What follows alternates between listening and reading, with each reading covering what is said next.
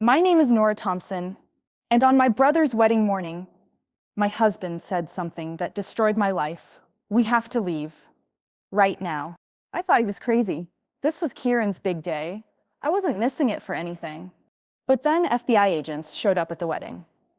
Then I learned my husband had been hiding deadly secrets for 2 years. Then dangerous people started hunting me. And the worst part, the real truth that changed everything didn't come out until 6 months later, when I thought I'd lost my family forever. What would you do if saving the people you love meant disappearing from their lives? I stand in front of the mirror in our bedroom, smoothing down my emerald green dress for the third time. My hands won't stop shaking. Today is the day I've been waiting for since Kieran proposed to Sage 2 years ago. My baby brother is getting married. The dress fits perfectly. Sage helped me pick it out 3 months ago during one of our shopping trips. You need something that shows how proud you are, she said, holding up dress after dress. Something that says, I'm the sister who raised the most amazing man in the world. That's Sage for you. She always knows exactly what to say to make me cry happy tears. I check my makeup one more time. The ceremony starts in an hour at Willowbrook Gardens. I can already picture Kieran standing at the altar in his navy blue suit, probably trying not to cry. He's always been emotional, even as a little boy. When he was 8 and I was 12, he cried during every Disney movie. Happy endings always got to him. You look beautiful. I turn around. Liam is standing in the doorway, but something about his face makes my stomach drop. His jaw is tight. His green eyes look cold and distant. He's wearing his black suit, but he hasn't fixed his tie yet. Thank you, I say carefully. Are you okay? You look upset. We need to leave. I blink at him. Leave? Liam, the ceremony doesn't start for an hour. I want to get there early to help Sage with any last-minute things. No, we need to leave. Now, get your purse. His voice is sharp, hard. Nothing like the gentle man I married 5 years ago. The man who brings me coffee in bed every Sunday morning. The man who cries during romantic comedies and always lets me pick what we watch on TV. Leave and go where? I ask, my voice getting smaller. Away from here, away from the wedding. The words hit me like a slap. What are you talking about? This is Kieran's wedding day. My brother's wedding day. I can't miss this. Yes, you can. And you will. I stare at him like he's speaking a foreign language. Liam, this is crazy. What's wrong with you? He crosses his arms over his chest. The gesture makes him look like a stranger. I said we're leaving, Nora. Get your things. No. The word comes out stronger than I feel. No, I'm not leaving. This is the most important day of Kieran's life. I'm his sister. I'm his best woman. I have to be there. Liam's face gets darker. You don't understand. Then explain it to me, I shout, surprising both of us. I never shout. I'm the calm one, the one who fixes problems and makes everything okay. Tell me why you want me to miss my brother's wedding. I can't explain. Not right now. That's not good enough. We stare at each other across our bedroom. The same bedroom where we've made love, shared dreams, planned our future. The same bedroom where Liam told me he loved me for the first time 3 days after we met. Now it feels like we're on opposite sides of a war. Nora, listen to me. His voice gets quieter, but somehow more scary. If you stay here today, everything will be ruined. Everything we've built together. Everything we have. My heart pounds so hard I can hear it in my ears. What are you talking about? What could happen at a wedding that would ruin our marriage? I can't tell you that. Why not? Because I can't. He runs his hands through his dark hair, the same hair I love to touch when we're lying in bed talking about our day. But right now, he looks wild, desperate. Liam, you're scaring me. Good, maybe that means you'll listen to me. Outside our window, I hear car doors slamming. Other wedding guests are starting to arrive at the venue. Probably Sage's cousins from Georgia. They texted me this morning to say they were running early. My phone buzzes on the dresser. A text from Kieran. Getting dressed now. Can't wait to see you walk down the aisle with me. You're the best sister in the world. Love you. My eyes fill with tears. Kieran has been so excited about me being his best woman instead of having a best man. You're the most important person in my life, he told me when he asked. It should be you standing next to me when I marry the love of my life. I look up at Liam. I can't do this to him. I can't abandon him today. He'll understand later. Understand what? You won't tell me anything. Liam walks to our bedroom door.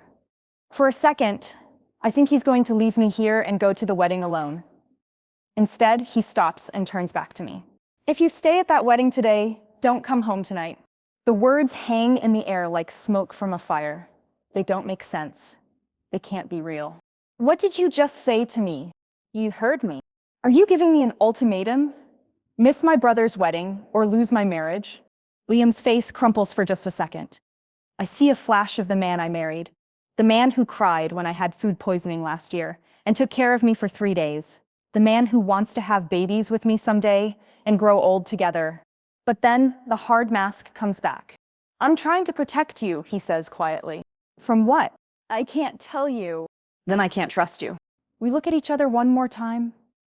5 years of marriage, 5 years of love, laughter, fights, makeup sessions, dreams, and promises. All of it hanging by a thread. Make your choice, Nora, Liam says. Then he walks out of our bedroom. A minute later, I hear the front door slam. Through the window, I watch him get in his car and drive away. I sit down hard on our bed. My hands are shaking worse now. Nothing makes sense. This morning, Liam kissed me goodbye when he left to run errands. He seemed normal, happy, even.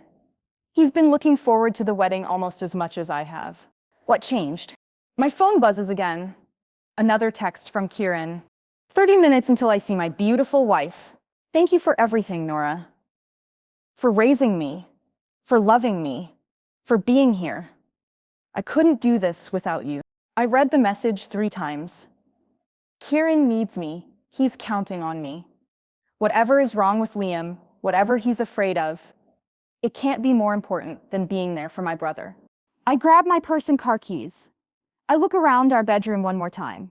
At the pictures of Liam and me on the dresser. At the wedding ring he gave me sitting next to them. At the bed where we planned to wake up together tomorrow morning and talk about what a beautiful wedding it was. Maybe I'll be sleeping somewhere else tonight. Maybe my marriage is over, but I won't let my brother down. I walk out of the house and don't look back. My car feels cold when I get inside.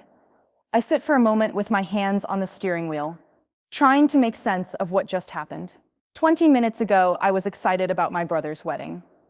Now my marriage might be over. The drive to Willowbrook Gardens usually takes 15 minutes, but I'm early. I need time to think before I face Kieran. He can read my emotions better than anyone. If he sees I'm upset, he'll want to know why. And I can't tell him his wedding day might be the day my marriage falls apart. I pull out my phone and call Liam's number. It goes straight to voicemail. His voice sounds normal and happy on the recording. Hi, you've reached Liam. Leave a message and I'll call you back. Liam, it's me. I don't understand what's happening. Please call me back. Please explain this to me. I love you, but I can't abandon Kieran today. Call me. I hang up and stare at my phone. Maybe he'll text me. Maybe he'll call back in 5 minutes and explain that this was all some terrible mistake. Maybe he'll apologize and drive to the wedding to meet me. But deep down, I know he won't. I think back to this morning. When I woke up, Liam was already dressed and drinking coffee in the kitchen. He seemed quiet, but I thought he was just tired. He's been working long hours lately. His accounting firm landed a big new client last month, and he's been stressed about getting everything right. Big day, he said when he saw me. The biggest, I agreed. I can't believe my baby brother is getting married. He kissed my forehead like he always does. He's lucky to have you. Nothing about that conversation was strange. Nothing prepared me for what just happened in our bedroom. My phone buzzes. For a second, my heart jumps. Maybe it's Liam calling back, but it's Kieran. Where are you? Sage is asking for you. She's getting nervous. I check the time. I need to get to the venue. Whatever is wrong with my husband will have to wait. The drive takes longer than usual because of traffic. Summer weddings always mean crowded roads.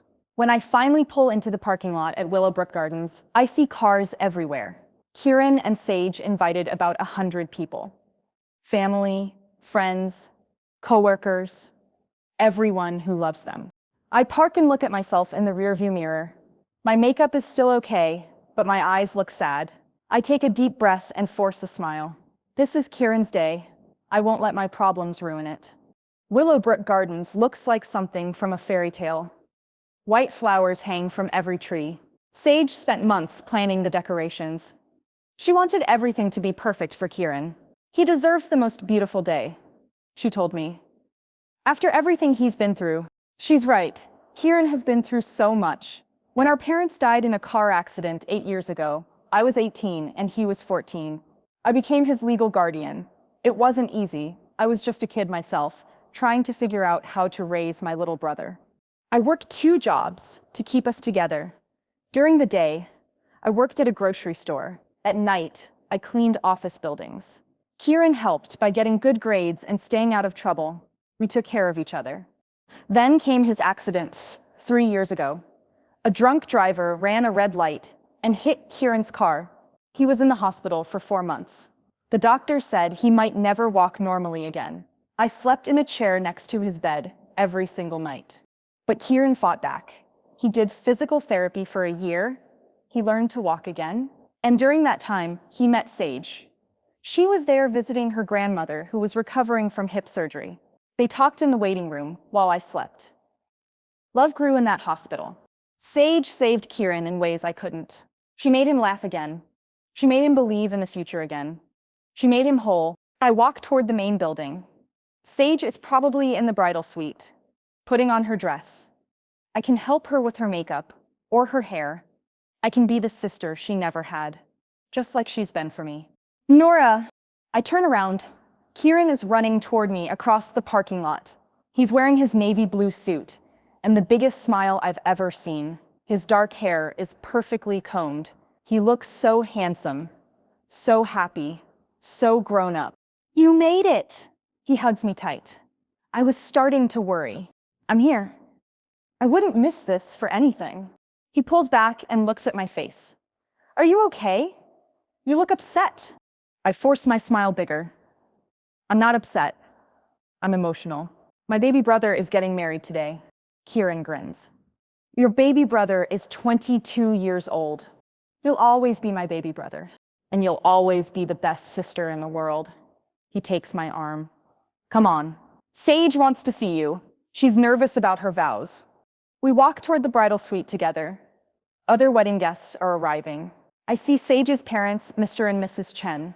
They wave at me. I see Kieran's friends from college. Everyone looks happy and excited. Where's Liam? Kieran asks as we walk. My stomach clenches. He had to work. Last-minute emergency with a client. Kieran frowns. On a Saturday? That's weird. Yeah, weird. I try to keep my voice light, but you know how it is with tax season and everything. Tax season ended months ago. Kieran knows me too well. He knows I'm lying, but he doesn't push it. Not today. Well, he's missing a great party, Kieran says. Marcus brought his guitar. We might have some music after dinner. That sounds perfect. We reach the bridal suite. Through the window, I can see Sage's sister Luna helping her with her dress. Sage looks beautiful and nervous and glowing. 5 minutes until we see the bride, Kieran says.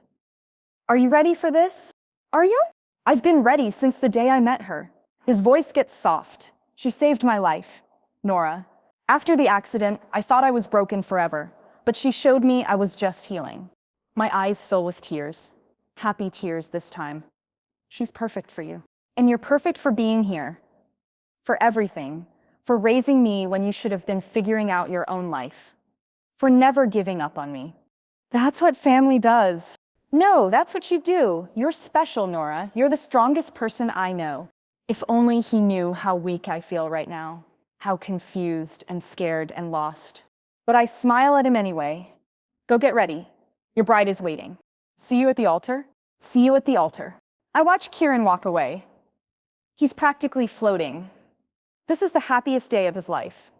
And I'm here to share it with him. Whatever is wrong with Liam, whatever he's afraid of, it can wait. This moment with my brother is all that matters right now. I knock on the bridal suite door. Time to help Sage become Mrs. Kieran Thompson. Come in. Sage's voice sounds nervous and excited. I open the door and my breath catches. Sage looks like a princess from a storybook. Her white dress flows around her like a cloud. Her red hair is twisted into soft curls with tiny white flowers tucked in. Her green eyes sparkle with happy tears. Nora, she turns from the mirror where she's putting on lipstick. Thank goodness you're here. I'm so nervous I can't get my hands to stop shaking. I walk over and take the lipstick from her. Let me help. You look absolutely beautiful, Sage. Do I really? I feel like I might throw up. That's just wedding nerves. It means this day matters to you. I help her finish her makeup while her sister Luna fixes the back of her dress. Luna looks just like Sage, but with darker hair. She's been Sage's best friend since they were little kids. There, I say, stepping back. Perfect. Sage looks at herself in the mirror. I can't believe this is really happening. 6 months ago, Kieran and I were just dating. Now we're getting married. When you know, Luna says, smiling. And anyone can see you two are meant to be together. Sage sits down on the small couch and takes my hands. Nora, can I tell you something? Something I haven't told anyone else yet. My heart skips. Of course. What is it? She takes a deep breath. I'm pregnant. Joy explodes in my chest like fireworks. Sage? Really? Really? I found out last week. I haven't even told Kieran yet. You haven't told him? Luna gasps. Why not? I wanted today to be perfect first. I'm going to tell him tonight, on our wedding night. Sage's eyes fill with tears again. I wanted you to be the first person to know, Nora. You're like the sister I never had. I hug her carefully, so I don't mess up her dress. Oh, Sage, this is the most wonderful news. Kieran is going to be over the moon. You think so? I know so. He's gonna cry, happy tears. I hope so. I'm scared he'll think it's too soon. Are you kidding? Kieran has wanted to be a father since he was 16. He used to talk about having kids someday when we were watching movies together. Sage wipes her eyes with a tissue. I love him so much, Nora. Sometimes it scares me how much. That's how you know it's real love. Even as I say the words, I think about Liam. I thought I knew what real love looked like. I thought I knew my husband, but this morning showed me I might not know him at all. There's a knock on the door. 5 minutes, ladies? It's Marcus, Kieran's best friend, and the unofficial wedding coordinator. 5 minutes, Sage repeats, standing up. I'm really doing this. You're really doing this, I agree. Luna hands Sage her bouquet. White roses with tiny green leaves. Simple and beautiful, just like Sage herself. Nora, will you check if my dad is ready? Sage asks. He's supposed to walk me down the aisle, but he's probably more nervous than I am. Of course. I step outside the bridal suite. The garden looks magical. White chairs are set up in rows with an aisle down the middle. At the front, there's an arch covered in flowers where Kieran and Sage will say their vows. Guests are starting to take their seats. I look for Sage's father, Mr. Chen. But instead, I notice something that makes my blood run cold. There's a man in a dark suit standing by the trees at the edge of the ceremony area. He's not watching the wedding setup like the other guests. He's watching me. When our eyes meet, he quickly looks away and starts talking into a small device in his ear. My heart starts racing. Who is he? Why is he watching me? And why does he have an earpiece like the Secret Service agents you see on TV? I walk toward the trees, but the man disappears into the crowd of guests. I look around, trying to spot him again, but he's gone. Nora! I turn around. Mr. Chen is standing behind me, looking handsome in his gray suit. Are you okay? You look pale. I'm fine, just wedding day emotions. I force a smile. Sage is ready when you are. Is she nervous?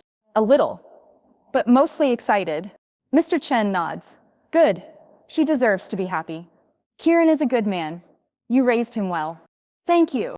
But as we walk back toward the bridal suite, I can't stop thinking about the man in the dark suit. Something about him felt wrong. Dangerous. I look around the garden again. Now I notice there are several men in dark suits scattered throughout the crowd. They're not talking to other guests. They're not looking at the decorations. They're all watching, waiting. My phone buzzes. A text message from an unknown number. You should have left when your husband told you to. My hands start shaking so hard, I almost drop the phone. I read the message 3 more times, but the words don't change. Someone knows about this morning. Someone knows what happened between Liam and me. I look around frantically. Any one of these wedding guests could have sent this message. The men in dark suits, the woman sitting alone in the back row. Even people I think I know. Nora, Luna appears beside me. We need you. It's time to line up for the processional. I shove my phone into my purse. Coming. But as I walk toward the bridal suite, another text comes in. Beautiful wedding. It would be a shame if something ruined it. My legs feel like water. I grab onto a nearby chair to steady myself. Nora? Luna stops and looks at me with concern. Are you sure you're okay? Yes, just give me 1 second. I pull out my phone and try calling Liam again. Still voicemail. Liam, it's me again. Something is happening at the wedding. There are people here watching me. Someone is sending me threatening texts. I don't know what's going on, but I'm scared. Please call me back. I hang up and take a deep breath. Whatever is happening, I can't let it ruin Kieran's day. He's been through too much already. This is supposed to be the happiest day of his life. But as I walk to take my place in the wedding processional, I can't shake the feeling that Liam was right this morning. Maybe I should have left. Maybe staying here was the biggest mistake of my life. The music starts. Time to walk my brother down the aisle. But now I'm not sure if I'm walking him toward his future or toward disaster. The music starts playing. It's the song Sage picked months ago. Something soft and romantic that makes everyone smile. But right now, it sounds scary to me. Like music in a horror movie, right before something terrible happens. Ready? Kieran appears beside me. He looks so handsome in his navy blue suit. His dark hair is perfect. His brown eyes are bright with happiness. He has no idea that dangerous men are watching us. He has no idea his sister is getting threatening text messages. Ready, I lie. First comes little Emma, Sage's 6-year-old cousin. She's the flower girl. She takes her job very seriously, dropping white rose petals exactly where she's supposed to. The guests all smile and whisper about how cute she is. Next is Luna in her soft blue dress. She walks slowly down the aisle, smiling at all the guests. She looks calm and happy. Like this is just a normal, beautiful wedding day. Then it's our turn. Thank you, Kieran whispers as we start walking.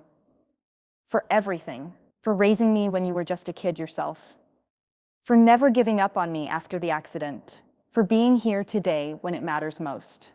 Always, I whisper back, even though my voice is shaking. We start down the aisle. All the guests turn to watch us. I see familiar faces, our old neighbors from when we were kids, Kieran's friends from high school and college, Sage's family from Georgia. Everyone is smiling and taking pictures, but I also see the men in dark suits. 3 of them now, scattered throughout the crowd. They're not smiling, they're not taking pictures, they're watching me with cold, professional eyes. One of them is sitting in the back row. He's the same man I saw by the trees earlier. When I look at him, he touches the device in his ear and says something I can't hear. My step falters for just a second. You okay? Kieran asks quietly, still smiling at the guests. Yeah, just emotional. We keep walking. The aisle feels longer than it did during our rehearsal yesterday. Every step takes us closer to the altar. Closer to Pastor Williams, who will marry Kieran and Sage. Closer to the moment when my brother becomes a husband. But also closer to whatever danger is waiting for us. Halfway down the aisle, my phone buzzes in my purse. Another text message. I can't read it now, but I know it's not good news. We reach the front of the ceremony area. Pastor Williams smiles at us. He's known Kieran since we started going to his church 5 years ago. He's a kind man with gray hair and gentle eyes. Looking good, you two, he whispers. I kiss Kieran's cheek and take my place beside him. As his best woman, usually this would be the proudest moment of my life. Today, it feels like I'm standing in a nightmare. The music changes. Everyone stands up and turns toward the back of the aisle. Here comes the bride. Sage appears with her father. She looks like an angel in her white dress. Her red hair glows in the afternoon sunlight. Her face is shining with pure joy. She only has eyes for Kieran. Kieran starts crying the moment he sees her. Happy tears. Just like I knew he would. His whole face lights up like she's the most beautiful thing he's ever seen. Which she is. Mr. Chen walks Sage down the aisle slowly. He's trying not to cry, too. When they reach us, he kisses Sage's cheek and places her hand in Kieran's. Take care of her, he whispers to my brother. With my life, Kieran promises. Sage and Kieran look into each other's eyes like they're the only two people in the world. Like nothing else matters except this moment. Pastor Williams begins the ceremony. Dearly beloved, we are gathered here today to witness the marriage of Kieran Thompson and Sage Chen. I try to focus on the beautiful words, but I keep noticing things that are wrong. The man in the back row is talking into his sleeve again. A woman near the front has her phone out, but she's not taking pictures. She's recording everything. Another man I don't recognize is standing at the edge of the garden. He's not even pretending to watch the ceremony. He's watching the parking lot like he's waiting for someone. My heart pounds faster. I pull out my phone and read the new text message. Last chance to leave. Walk away now or everyone gets hurt. My hands shake so hard I almost drop the phone. Everyone gets hurt. Not just me. Everyone. That means Kieran. Sage. All these innocent wedding guests who just came to celebrate love. I look at my brother. He's holding Sage's hands while Pastor Williams talks about love and commitment. He's never looked happier. In a few minutes, he'll be married to the woman of his dreams. Tonight, she'll tell him they're going to have a baby. I can't let anything ruin this for them. But I also can't let anyone get hurt because of whatever mess Liam got us into. Pastor Williams continues. Marriage is a sacred bond between two people who choose to walk through life together. I scan the crowd again. More men in dark suits have appeared. At least 6 now. They're positioned around the ceremony area like guards. But they're not protecting us. They're surrounding us. My phone buzzes again. FBI! Stay calm! We're here to help. FBI? My blood turns to ice. Why would the FBI be at my brother's wedding? I look around frantically. Which text was from the FBI? The threatening ones or this helpful one? How can I tell who's trying to help me and who's trying to hurt me? Kieran and Sage start saying their personal vows. Their voices are full of love and hope. They're promising to be there for each other no matter what happens. To love each other through good times and bad. I promise to love you when you're happy and hold you when you're sad, Sage says, tears streaming down her face. I promise to be your best friend and your partner in everything, Kieran replies.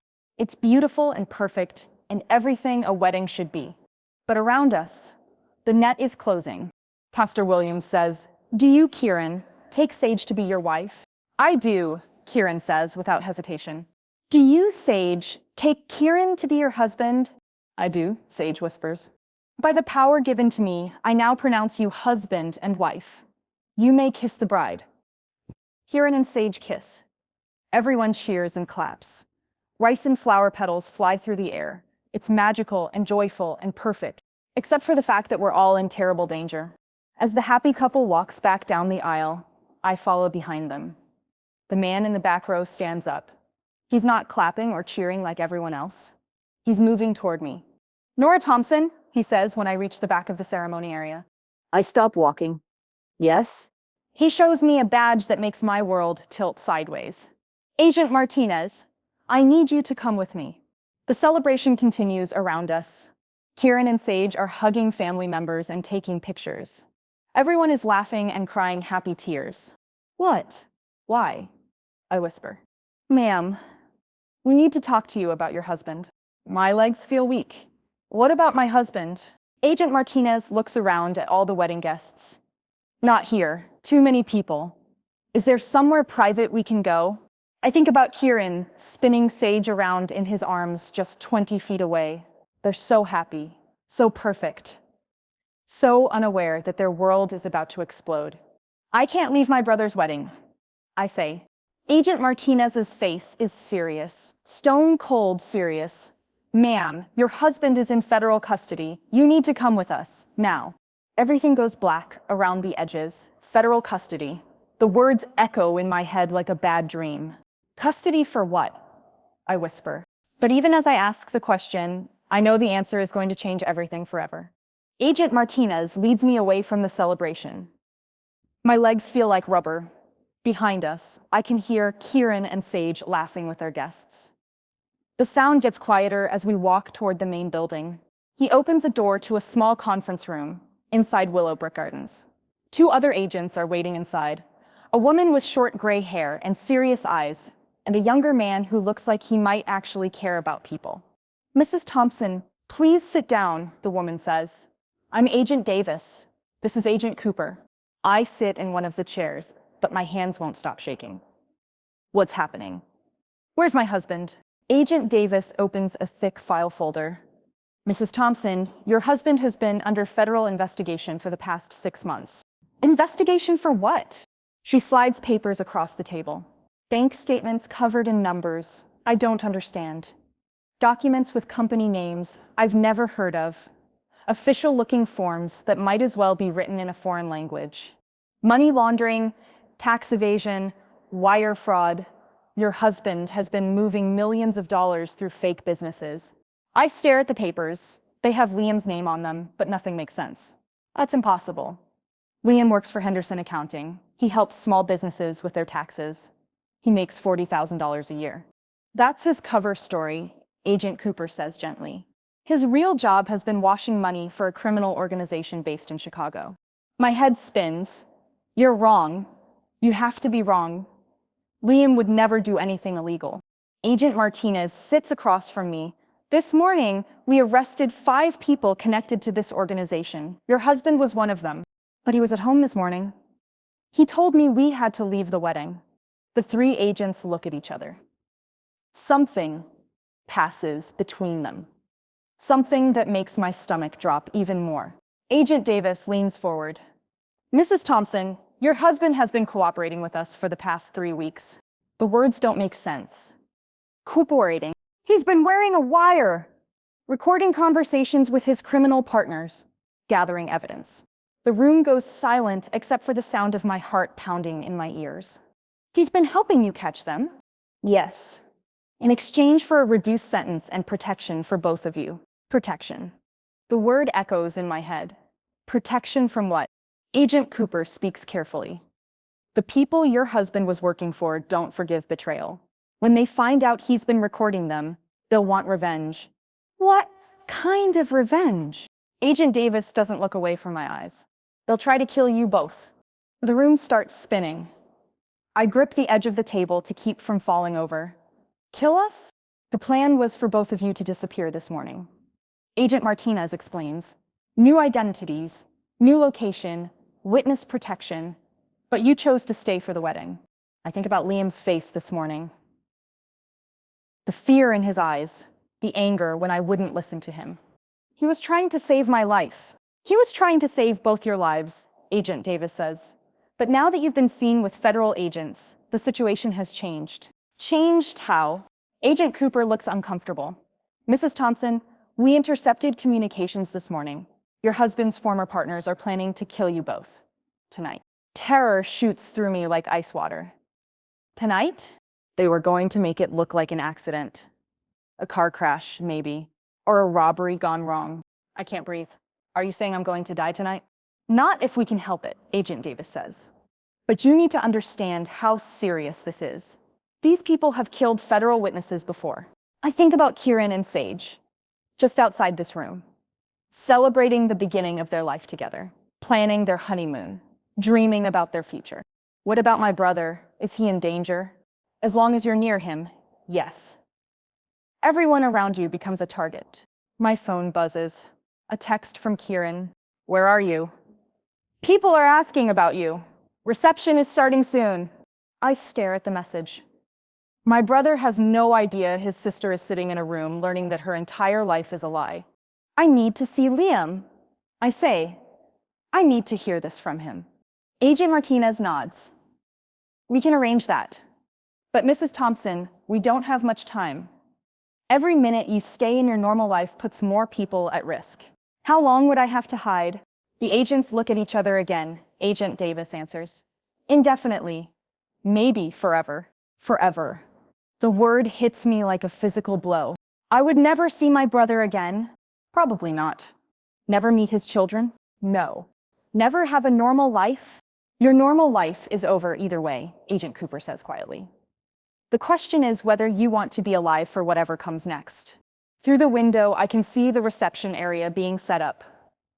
White tablecloths and flowers everywhere. A dance floor where Kieran and Sage will have their first dance as husband and wife. A cake table where they'll feed each other bites of lemon cake with raspberry filling. All the moments I've been looking forward to for months. What about the wedding guests? All these innocent people. They'll be safer once you're gone, Agent Davis says. If you're not here, there's no reason to hurt them. I think about Sage's pregnancy, about the baby who will grow up never knowing their Aunt Nora existed. I can't do this. I can't just disappear from my family. You can, and you will, Agent Martinez says firmly. Because the alternative is that everyone dies, including your brother. My phone rings. Kieran's name appears on the screen. Answer it, Agent Davis says. Act normal. Don't let him know anything is wrong. I pick up with shaking hands. Hi, Kieran. Nora, where are you? Sage is looking for you. She wants to take pictures with her new sister-in-law. His voice is so happy, so full of joy and love and hope for the future. I'm in the bathroom, fixing my makeup. I'll be right there. Okay, but hurry up. We're about to cut the cake. I'll be right there. I lie. I hang up and look at the three agents. How long do I have? To say goodbye? Agent Cooper asks. You don't. We need to leave now. I can't just vanish without telling him anything. You can tell him you're going away for a while. A work emergency, family business, anything except the truth. He'll know I'm lying. He always knows. Agent Davis closes the file folder. Then you'll have to live with that, but you'll be alive to live with it. I stand up on shaky legs. I want to see my husband first. I want to hear the story from him before I give up everything I love. Agent Martinez checks his watch. We can take you to him. But after that, we leave. No more delays, no more arguments. Okay. But as I walk toward the door, I know nothing will ever be okay again. In the next hour, I'll learn the truth about my husband's crimes. I'll say goodbye to my brother without telling him why. I'll leave behind the only life I've ever known. And somewhere out there, dangerous people are planning to kill me. The only question is whether I'll disappear before they find me. The federal building is 30 minutes away from Willowbrook Gardens, 30 minutes away from my brother's wedding reception. As we drive through the city, I watch normal people living normal lives, walking their dogs, going to grocery stores, sitting in coffee shops. I'll never have a normal life again. Agent Martinez drives while Agent Davis sits beside me in the back seat. She keeps checking her phone and talking quietly into her radio. Words like secure transport and immediate extraction. Mrs. Thompson, she says, I need you to understand something. After you see your husband, there's no going back. We'll take you directly into protective custody. What does that mean exactly? New identity, new background, new location. You'll become someone completely different. I think about my name, Nora Thompson. I've been Nora Thompson for 26 years. Tomorrow I might be Jennifer Smith or Sarah Williams or whoever they decide I need to be. Do I get to choose anything? You can give us preferences for location. East Coast, West Coast, somewhere in between. But the final decision belongs to the U.S. Marshals. What about a job? We'll find you something that matches your skills. You have a degree in English literature, so probably teaching or library work. A teacher in some small town where nobody knows my real name, where I can't talk about my brother or my childhood or anything that made me who I am. Agent Davis? Yes. Do you have family? She's quiet for a moment. I have a daughter. She's about your age. Could you do this? Could you disappear and never see her again? Agent Davis looks out the window. If it meant keeping her alive? Yes. We pull into the parking garage under the federal building. Everything is gray concrete and fluorescent lights. Nothing like the beautiful garden where Kieran and Sage are probably cutting their cake right now. Agent Martinez leads me through hallways that all look the same. Our footsteps echo off the walls. Other FBI agents nod at us as we pass, but nobody smiles. This is a serious place where serious things happen. We stop at a door with a small window. He's in there. Agent Martinez says, "You have 15 minutes." I look through the window. Liam is sitting at a metal table with his head in his hands. He's still wearing the clothes from this morning, but they're wrinkled now. His dark hair is messy. He looks older, broken. The door opens. Liam looks up when he hears it. When he sees me, his face crumples like paper. "Nora," he stands up fast, then stops. He doesn't come toward me. "You shouldn't be here." I sit down across from him at the cold metal table. The FBI told me everything. His green eyes fill with tears. "Not everything. They don't know everything." "Then, tell me." Liam sits back down slowly. He won't look at me. Where do I even start? Start with the truth. He runs his hands through his hair. The same hair I love to touch when we're lying in bed together, but now he feels like a stranger. It started 2 years ago. Henderson Accounting was struggling. We were 3 months behind on our mortgage. You wanted to help Kieran with his medical bills from the accident. I remember. Kieran's insurance didn't cover everything after his car crash. The physical therapy cost thousands of dollars. The special equipment he needed. The medications. I wanted to help him, but we barely had enough money for ourselves. A client approached me, Vincent Moreau. He said he needed help with some bookkeeping for his businesses. Nothing illegal, he promised. Just moving money between accounts to make transactions look legitimate for tax purposes. But it was illegal. Yes. But by the time I figured that out, I was already in too deep. They had records of the money I'd taken. Photos of me making the transactions. They owned me. My throat feels tight. For 2 years, I moved their dirty money. I created fake companies on paper. I filed false tax returns. I helped them steal millions of dollars. His voice breaks, and I hated every second of it. Why didn't you tell me? Liam finally looks at me. His eyes are red with tears. Because I was protecting you. If you knew what I was doing, they would have killed you too. The words hit me like a punch to the stomach. They threaten me. They threaten everyone's families. That's how they keep people in line. Do what we say, or watch your wife have an accident. He reaches across the table like he wants to hold my hand, then pulls back. When the FBI approached me 3 weeks ago, I saw a way out. A way to save you, by putting them in prison. By keeping you alive. His voice cracks completely. I don't care about prison. I don't care about witness protection. I just want you to be safe. I think about all the times in the past 2 years when Liam seemed distant, working late, stressed about money, weird phone calls he took in the other room. I thought it was normal work pressure. The wire you were wearing, you recorded them planning murders? Liam nods. 3 of them, including a federal judge who was getting too close to their operation. My blood turns cold. You helped them plan to kill a judge? No, I recorded them planning it so the FBI could stop them. He leans forward. Nora, I was never part of the violence. I just moved money. But these people, they're monsters. And now they want to kill us.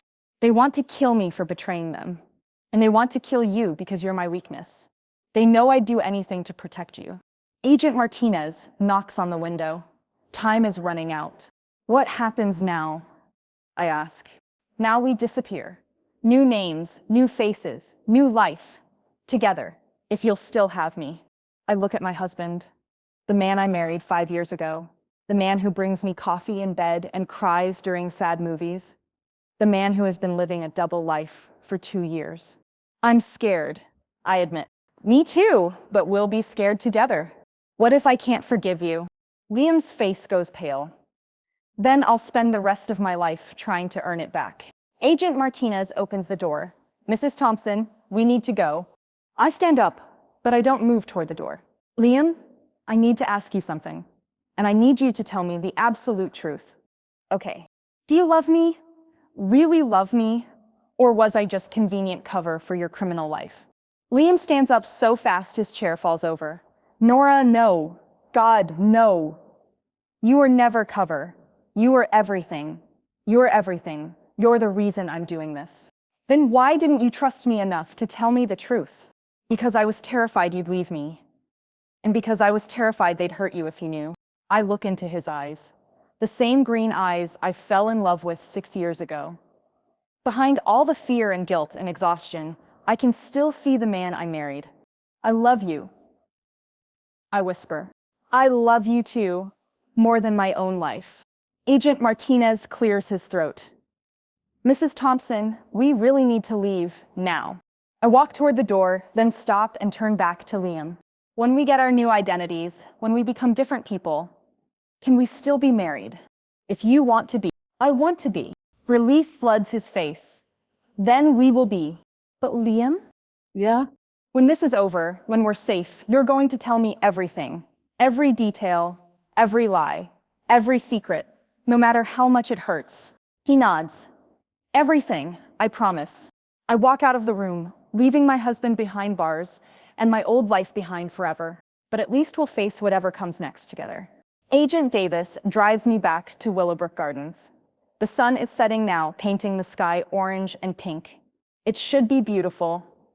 But all I can think about is that this might be the last sunset I ever see in my hometown. You have 30 minutes, Agent Davis says as we pull into the parking lot. Pack whatever you absolutely need from your house, say goodbye to your brother, and we leave. 30 minutes to end my entire life. 30 minutes to save your life. The reception is in full swing when I get back. Through the windows of the main building, I can see Kieran and Sage having their first dance. The song is At Last by Etta James. Sage's choice. She said it was perfect because she waited her whole life to find someone like Kieran. They look so happy together. Kieran is spinning Sage around on the dance floor while everyone watches and smiles. Her white dress flows around them like clouds. This is the moment they'll remember for the rest of their lives. And I'm about to ruin it. I can't go in there. I can't pretend to be happy when my world is ending.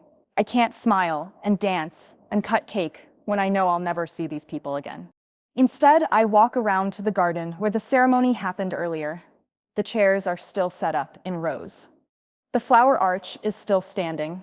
Rose petals are scattered on the ground from when everyone threw them at Kieran and Sage. I sit in the front row and cry. Not quiet tears, but big, ugly sobs that come from somewhere deep in my chest. The kind of crying I did when our parents died. The kind of crying I did when Kieran was in the hospital after his accident. The kind of crying you do when your life falls apart. Nora? I look up. Kieran is standing there in his perfect navy blue suit, holding 2 pieces of wedding cake on small white plates. I saw you come out here through the window. I thought you might want some cake. He sits beside me and hands me a fork. Lemon with raspberry filling. Sage's grandmother's recipe. The cake tastes like nothing. Like cardboard. Like the last normal thing I'll ever eat. Where's Liam? Kieran asks. I haven't seen him all day. Did he really have to work? I look at my baby brother. His brown eyes are shining with happiness. His dark hair is a little messy from dancing. He has frosting on his bottom lip from taste testing the cake earlier. In a few hours, he'll go home with his new wife. They'll talk about the wedding and laugh about funny moments. In a few months, Sage will tell him they're going to have a baby. In a year, he'll be a father. And I won't be there for any of it. Kieran, I need to tell you something. He puts down his fork. The happiness on his face starts to fade. You're scaring me. Liam and I have to go away for a while. Away where? I can't tell you exactly, but it might be a long time before you see us again. Kieran stares at me like I'm speaking a foreign language. What do you mean, a long time? I mean, it could be months. Maybe longer. Months? His voice gets higher. Nora, what's going on? And don't lie to me, I can tell when you're lying. I want to tell him everything. About Liam's crimes and the FBI and the people who want to kill us. But I can't. The less he knows, the safer he'll be. There are some problems with Liam's work. Legal problems.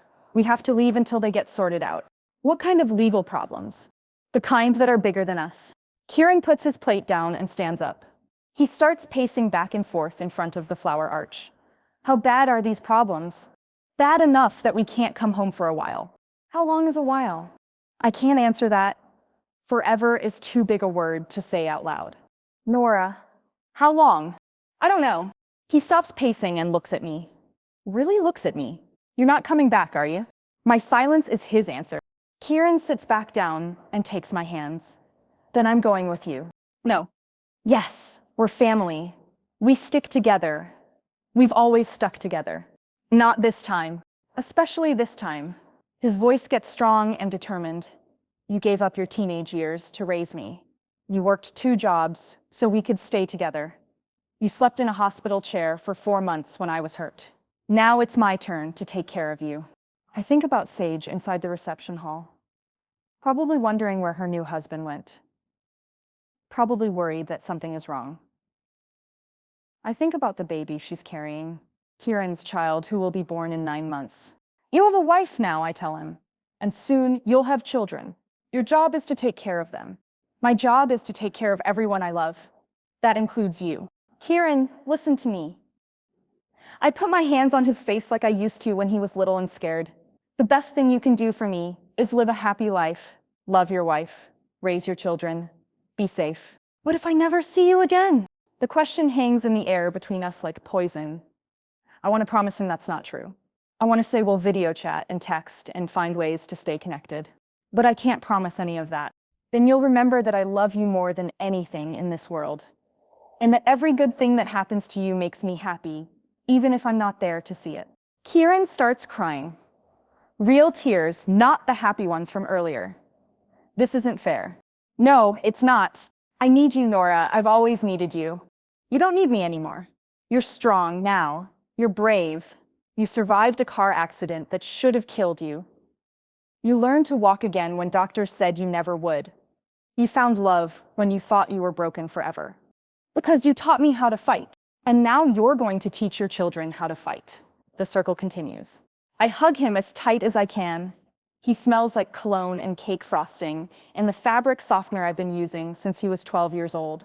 I'm so proud of you, I whisper into his ear. Of the man you've become, of the husband you'll be, of the father you're going to be. I'm proud of you too, he whispers back, for whatever you're doing, for protecting us. I know that's what this is about. He's always been too smart for his own good. Agent Davis appears at the edge of the garden. She taps her watch. Time's up. I have to go, I tell Kieran. Not yet. Please. Yes, now. I stand up. Kieran grabs my hand and won't let go. Promise me something, he says. What? Promise me you'll find a way to let me know you're okay, even if it's just once a year, even if it's just a postcard with no return address. Promise me I'll know you're alive somewhere in the world.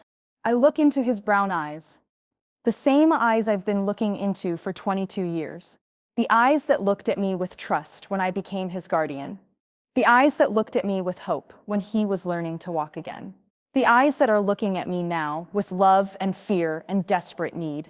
I promise I lie. We both know it's a lie, but it's the only gift I can give him. I kiss his forehead one last time, the same way I used to when he was little and afraid of the dark.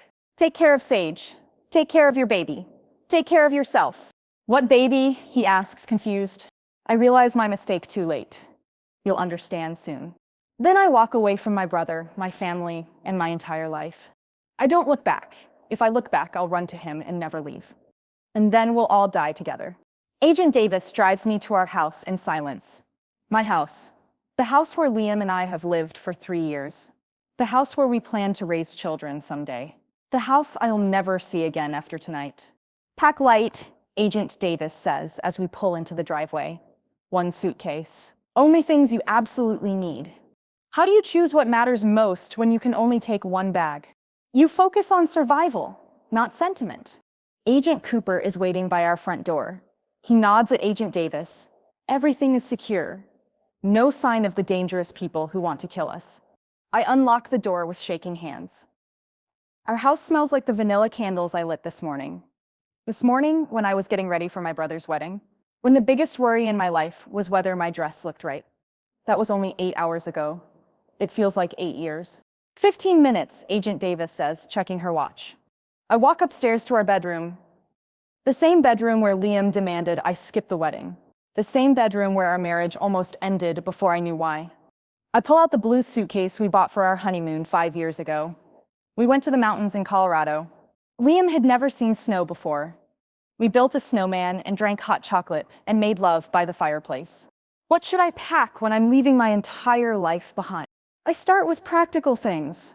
Clothes for a week, though I don't know what the weather will be like wherever I'm going. Basic toiletries. My phone charger, though I'll have to get a new number soon. Everything that makes me Nora Thompson will disappear. Then I look around at everything I have to leave behind. Photo albums full of pictures of Kieran and me growing up. Christmas mornings when it was just the two of us after our parents died. His high school graduation when I cried like a proud parent. The day he walked again after his accident. My wedding dress hanging in the closet. I only wore it once, but I kept it because I hoped my daughter might want it someday. Now I'll never have a daughter, or if I do, she won't know about this dress or the woman who wore it. The jewelry box on my dresser. Inside is the necklace my grandmother gave me before she died. This belonged to my grandmother too, she told me. Someday you'll give it to your granddaughter. Books I've read dozens of times. My college diploma. The coffee mug Kieran made me in high school pottery class. It's ugly and lopsided, but I love it because he made it with his own hands. A whole life reduced to things I can't take with me. I grab one photograph from my nightstand. It's from Kieran's high school graduation. We're both smiling huge smiles. He's wearing his cap and gown, and I'm wearing the proudest expression in the world. I was 22 years old, and I had just raised my little brother to adulthood. This picture goes in the suitcase. Mrs. Thompson, Agent Cooper appears in the doorway. We need to go. 5 more minutes. We don't have 5 more minutes. I look around our bedroom one last time. The bed where Liam and I planned our future. The window where I watched him leave this morning, not knowing it would be the last time I saw this view. The mirror where I got ready for what I thought would be the happiest day of my brother's life. Instead, it became the day my life ended. I zip up the suitcase and follow Agent Cooper downstairs. Agent Davis is waiting by the front door, talking quietly into her radio. Transport is ready, she says when she sees me. Your husband is already at the safe house. Where is the safe house? A secure location. You'll be there tonight, and tomorrow morning, you'll be processed into witness protection. Processed, like I'm a piece of meat or a government document. We walk toward the car. I turn to look at our house one more time. The white front door, Liam painted last spring. The flower boxes I planted with daisies. The porch swing where we sit on summer evenings and talk about our day. Mrs. Thompson, Agent Davis says gently, "It's time." I get in the car. As we drive away, I watch our house get smaller in the rear window until it disappears completely. The safe house is a small apartment across town. Plain beige walls, generic furniture, no personality. It looks like a hotel room where no one ever stays long enough to feel at home. This is temporary, Agent Cooper explains as he shows me around. Just until we can move you to your permanent location. How long? A few days, maybe a week. I sit on the beige couch and stare at the blank TV screen. In a few hours, Kieran and Sage will be at their hotel talking about their perfect wedding day. They'll laugh about funny moments and plan their honeymoon to Ireland. They'll make love as husband and wife for the first time. I should be happy for them, and I am.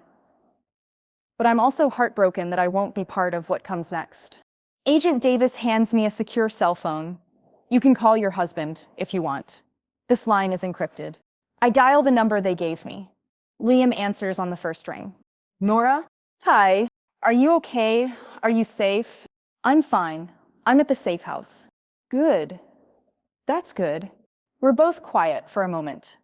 What do you say to your husband when you're both about to become different people? I told Kieran goodbye, I finally say. How did he take it? About as well as you'd expect. He wanted to come with me.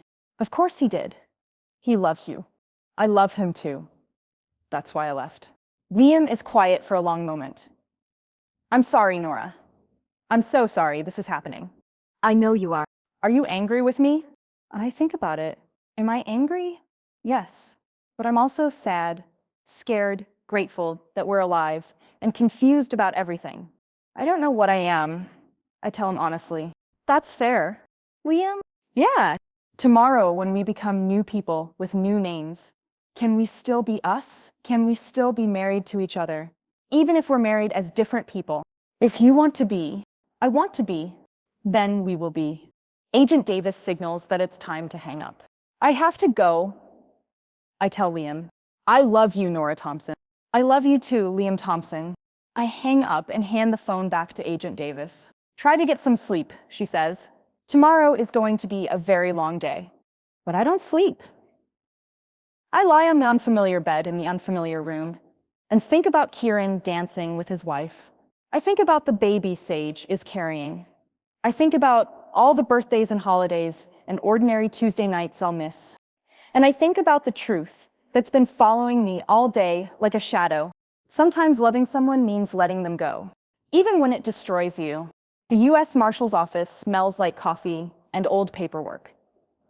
I sit across from Marshal Rebecca Stone, a woman with gray hair and tired eyes who has probably done this hundreds of times before. For her, this is just another Monday morning. For me, it's the day I stop being Nora Thompson. Let's start with your new identity, Marshal Stone says, opening a thick folder. She slides documents across the table, a driver's license with my photo, but a different name. A social security card, a birth certificate from a hospital I've never seen. Sarah Mitchell, I say, reading the name out loud. It sounds strange in my mouth, like trying on clothes that don't fit. You were born in Portland, Oregon. Your parents died when you were young. You have no siblings. You're a widow. I look up sharply. A widow?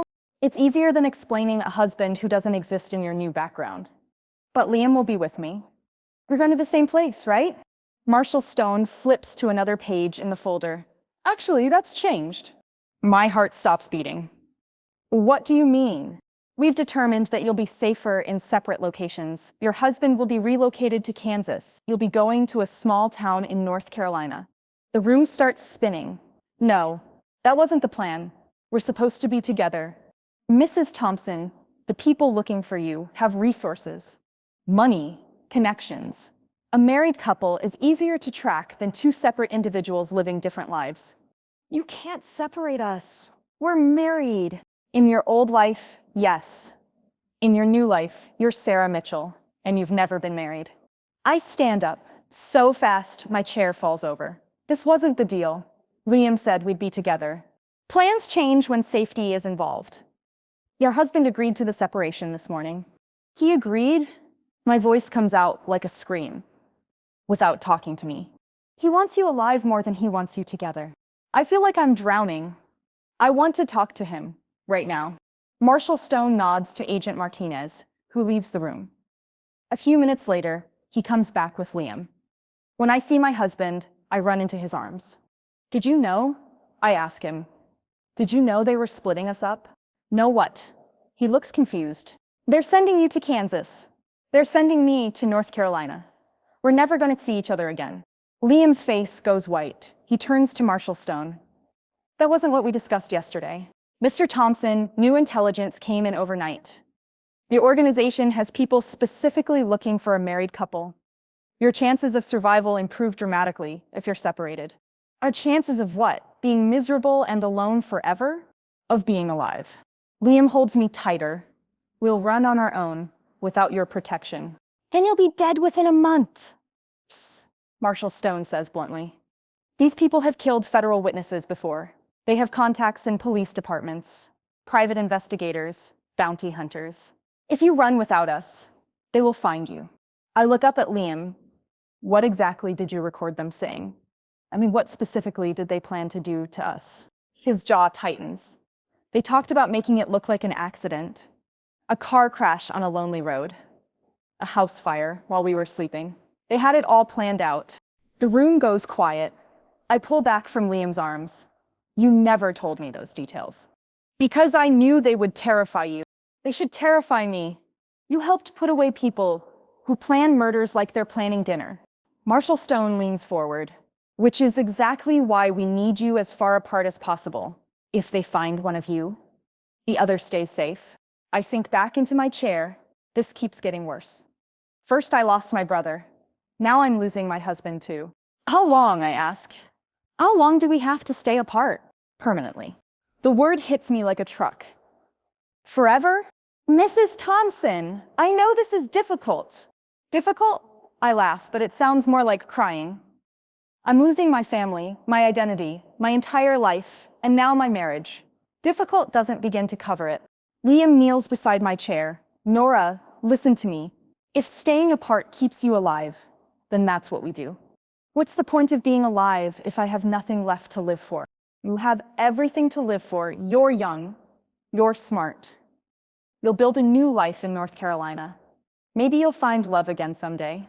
I don't want to find love again. I want you. And I want you. But I want you breathing more than I want you with me. Marshall Stone clears her throat. I'll give you a few minutes to discuss this privately. She and Agent Martinez leave the room. Liam and I sit in silence, holding hands across the table. This is really happening, I finally say. Yes. We're really never going to see each other again. Probably not. I look at my husband. Really look at him. His green eyes that always make me feel safe.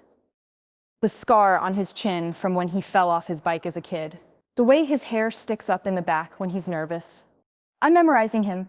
I need to ask you something, I say. And I need the complete truth. Okay.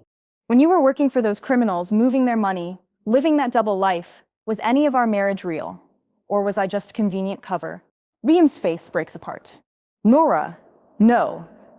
God, no. You were never cover. You were the reason I wanted out. You were the reason I took the FBI deal. You were the reason for everything. Then how can you let them separate us? Because keeping you alive is more important than keeping you happy. What if being apart kills me anyway? What if I can't survive without you and Kieran? Liam takes my face in his hands. Then you'll learn how to survive, because you're the strongest person I know. I don't feel strong. You raised your brother when you were still a teenager. You worked 2 jobs to keep your family together. You never gave up on Kieran when the doctor said he might never walk again. His voice gets soft. You're going to survive this too. Marshall Stone knocks and comes back in. Have you made a decision? I look at Liam one more time. If I do this, if I become Sarah Mitchell and move to North Carolina alone, will you be safe in Kansas? Safer than if we're together. And if I refuse? If I insist we stay together? Then we'll probably both be dead by Christmas, Marshall Stone says.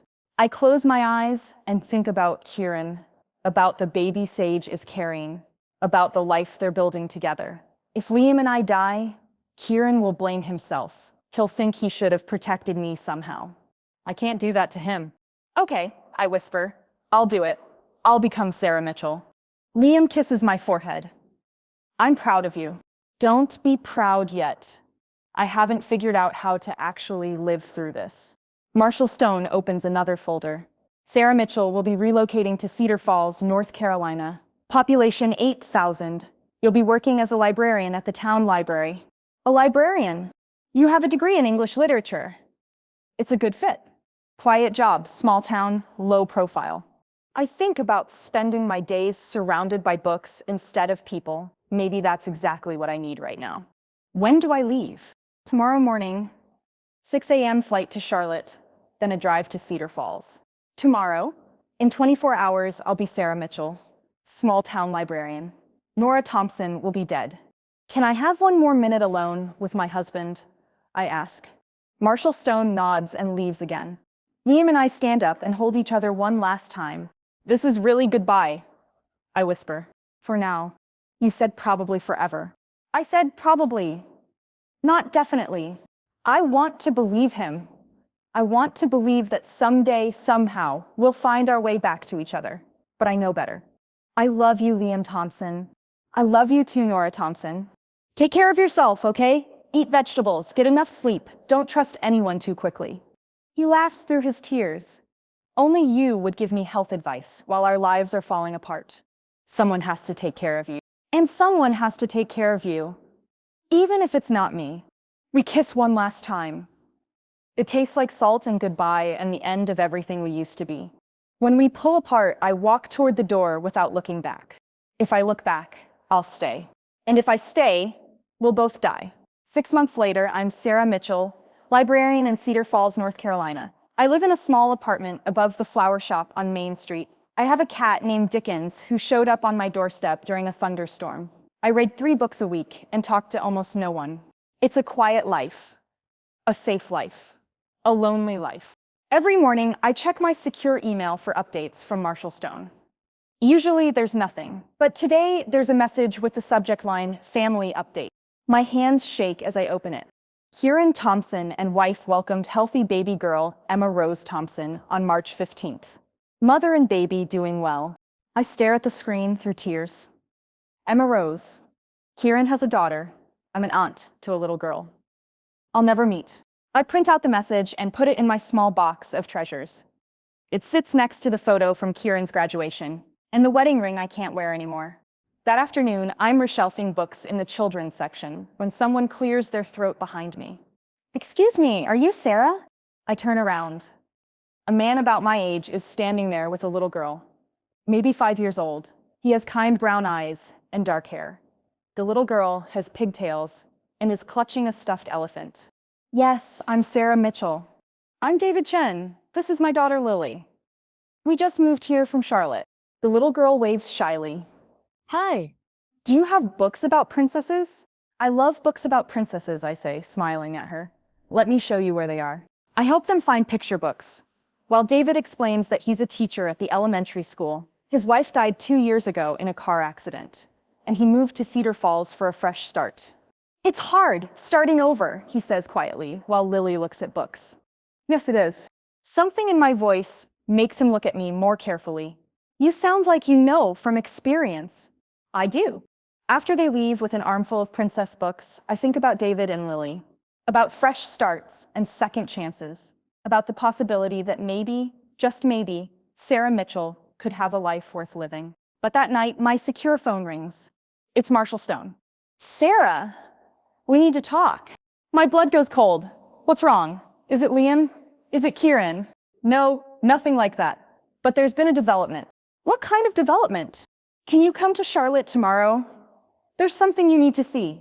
The drive to Charlotte takes 2 hours. I spend the whole time imagining terrible possibilities. The criminal organization found us. Someone's dead. My new life is over before it really began. Marshall Stone meets me at the same federal building where I said goodbye to Liam. She looks different somehow, less serious. Almost hopeful. Sarah, what I'm about to tell you changes everything. Just tell me. She opens a folder and pulls out a newspaper clipping. The headline reads, "Crime Boss Dies in Federal Prison. Vincent Moreau, the head of the organization your husband was working for." I study the photo. The man looks ordinary, like someone's grandfather. Okay? He died of a heart attack last week. I wait for her to continue. With Moreau dead, the organization has completely fallen apart. The remaining members are either in prison, dead, or have disappeared. The threat to you and your husband is gone. The words don't make sense at first. Gone, gone. Are you saying? I'm saying you're free to go back to your old life, if you want to. The room tilts sideways. Back to my old life? You can be Nora Thompson again. You can see your brother. You can reunite with your husband. I grab the edge of the table to keep from falling over. This is real? This is real. How long have you known? We've been monitoring the situation for 2 months. We wanted to be absolutely certain before we told you. 2 months. For 2 months, I could have been planning to go home, and I didn't know. What about Liam? He's being told the same thing right now. He's about an hour away. An hour. In 1 hour, I'll see my husband again. I need to call Kieran, I say. Actually, there's something else. She pulls out another folder. This one has recent photos of Kieran and Sage with their baby. Photos of them at the park, at the grocery store, walking down the street. We've been in contact with your brother for the past month. You told him? We had to prepare him for your return. He's been calling our offices every week for 6 months, demanding updates. That sounds exactly like Kieran. Does he know why I left? He knows enough. He knows his sister saved lives by testifying against dangerous criminals. I start crying. I'm not a hero. You gave up everything to put murderers in prison. That sounds heroic to me. There's a knock on the door. Marshall Stone opens it, and Liam walks in. He looks different, thinner, older. But when he sees me, his face lights up like the sun. Nora. I run to him. He catches me and spins me around. just like Kieran spun sage at their wedding 6 months ago. Is this real? I whisper into his ear. It's real, he whispers back. We hold each other and cry. 6 months of fear, loneliness, and grief pour out of us. I missed you so much, I say. I missed you every single day. Marshall Stone clears her throat gently. There's one more thing. We turn to look at her, still holding hands. Your brother is expecting you for dinner tonight. I laugh through my tears. Tonight? He said, and I quote, my sister has missed enough family dinners. 3 hours later, I'm standing on Kieran's front porch. It's the same house, but there are new things. A baby stroller, wind chimes, a welcome mat that says home is where the heart is. I ring the doorbell with shaking hands. Kieran opens the door. When he sees me, he doesn't say anything.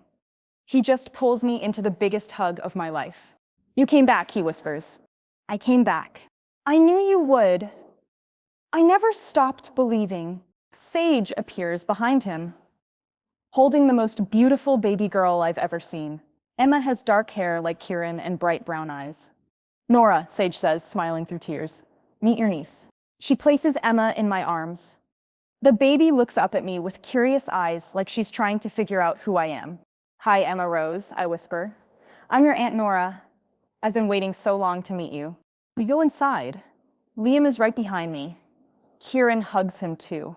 Thank you, Kieran says to my husband, for protecting her, for bringing her home.